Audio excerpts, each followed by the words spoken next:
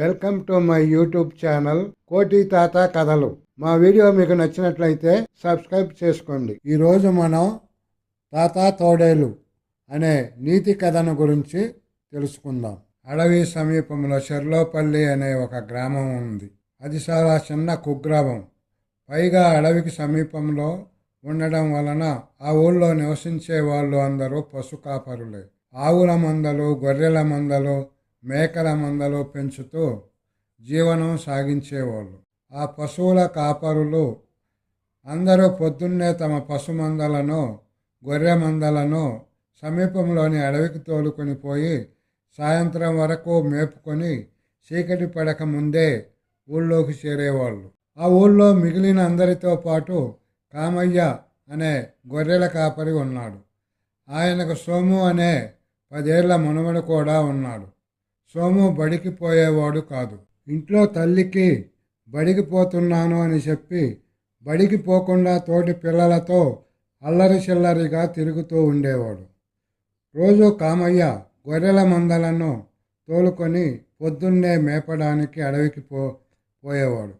మధ్యాహ్న సమయంలో కామయ్య కోడలు ఆయనకు సద్దె మూట తీసుకొని పోయేది.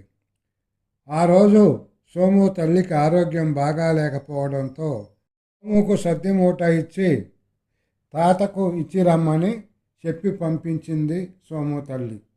సోము సద్దె మూట భుజాన వేసుకొని ఆడుకుంటూ పాడుకుంటూ తాత గొర్రెలు మేపుకునే చోటికి వెళ్ళాడు. రోజు కోడలు తనకు సద్దె మూట తెచ్చి ఇచ్చేది. కానీ ఈరోజు కోడలకు బదులు తన మనవడి రావడం చూశాడు కామయ్య. ఏం మనవడా, ఇలా సద్దె మూట నువ్వు తెచ్చావో ఏంది అని మనవణ్ణి అడిగాడు కామయ్య. మా అమ్మకు జ్వరం వచ్చింది, అందుకని సద్దె మూట నాతో పంపించింది చెప్పాడు సోము. మనవడా, నువ్వు బువ్వ తిన్నావా అని అడుగుతాడు కామయ్య మనవణ్ణి. తిన్నాను తాత అంటాడు సోము. సరే, నేను ఆ కనపడే కుంటకట్ట కాడికి పోయి బువ్వ తిని వస్తాను. నువ్వు మన గొర్రెల గుంపును జర జాగ్రత్తగా చూడు. నువ్వు మన గొర్రెల గుంపును జర జాగ్రత్తగా చూస్తూ ఉండు. గొర్రెల్ని పట్టుకుపోవడానికి తోడేలు కాసుకొని ఉంటాయి. పులి కానీ తోడేలు కానీ వస్తే నాకు కేక వేసి చెప్పు, నేను వస్తాను అంటాడు తాత. అట్లాగే చెబుతాలే తాత, నువ్వు పోయి బువ్వ తిను అంటాడు సోము. కామయ్య సద్దె మూట తీసుకొని కుంటకాడికి పోతాడు. అక్కడ కుంట కట్ట మీద కూర్చొని సద్దె మూట విప్పి బువ్వ తింటూ ఉంటాడు. సోము సహజంగానే అల్లరి పిల్లవాడు. అల్లరి పనులు చేయడం, సరదాగా ఆట పట్టించడం అతడికి ఇష్టమైన పని.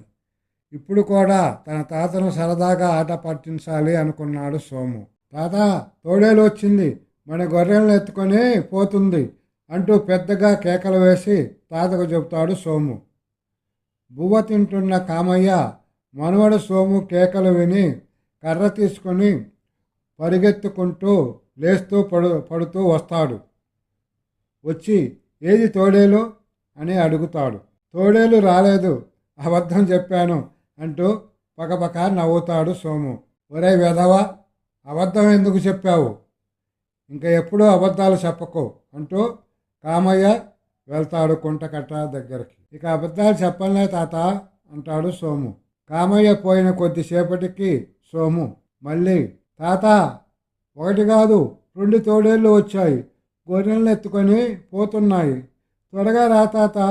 తాత నమ్మడానికి ఏడుస్తూ కేకలు వేసి చెబుతాడు సోము. తన మనవడు అబద్ధం చెబుతున్నాడో లేక ఒకవేళ నిజంగానే తోడేలు వచ్చిందేమోనని, ఎందుకైనా మంచిదని మళ్ళీ ఆయాసపడుతూ బువ్వ కూడా తినకుండా పరిగెత్తుకుంటూ వస్తాడు కామయ్య.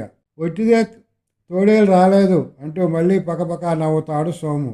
కామయ్యకు బాగా కోపం వస్తుంది. తన మనవడి మాట నమ్మకూడదు అనుకుంటాడు.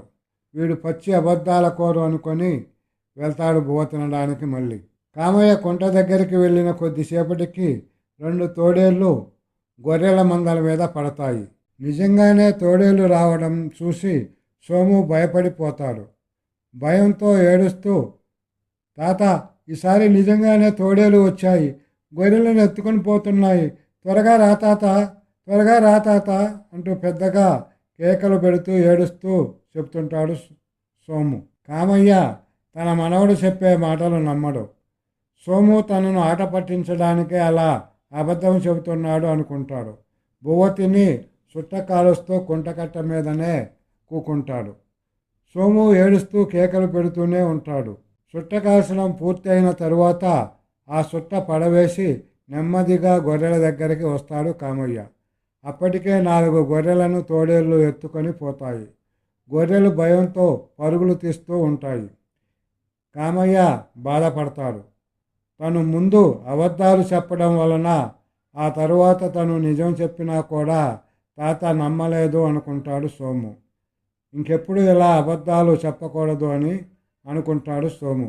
ఈరోజు ఈ కథ వలన మనం తెలుసుకున్న నీతి ఏమిటంటే, ఒకసారి అబద్ధం ఆడితే ఎవరైనా నమ్మవచ్చు, కానీ పదే పదే అబద్ధాలు ఆడితే ఎవరూ నమ్మరు.